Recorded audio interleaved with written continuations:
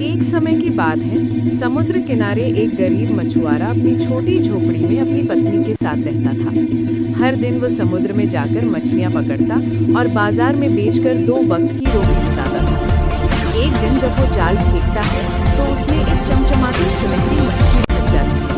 मछली अचानक बोल उठती है, मछुआरे, मुझे छोड़ दो, मैं जादुई मछली हूँ, तुम्हारा उपकार मैं कभी नहीं भूलूंगी। मछुआरा हैरान रह गया।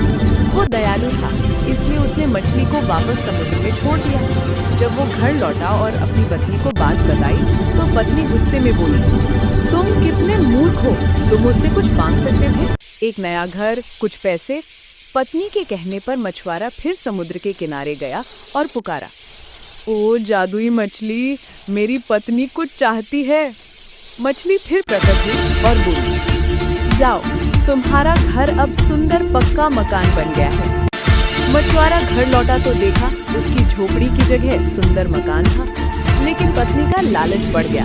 वो फिर बोली, मुझे अब एक महल चाहिए, नौकर चाकर चाहिए। मछुआरा फिर गया, मछली आई और उसकी इच्छा पूरी कर दी। लेकिन कुछ दिनों बाद पत्नी बोली, अब मैं समुद्र की रानी बनना चाहती हूँ, ताकि वो मछली भी मेरे आदेश माने।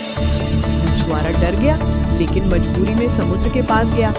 इस बार समुद्र बहुत उथल-पुथल में था। मछली आई और बिना कुछ बोले गायब हो गई। जब मछुआरा घर लौटा तो सब वैसा ही था, पुरानी झोपड़ी, टूटा बर्तन और उसकी पत्नी वही गरीब स्त्री।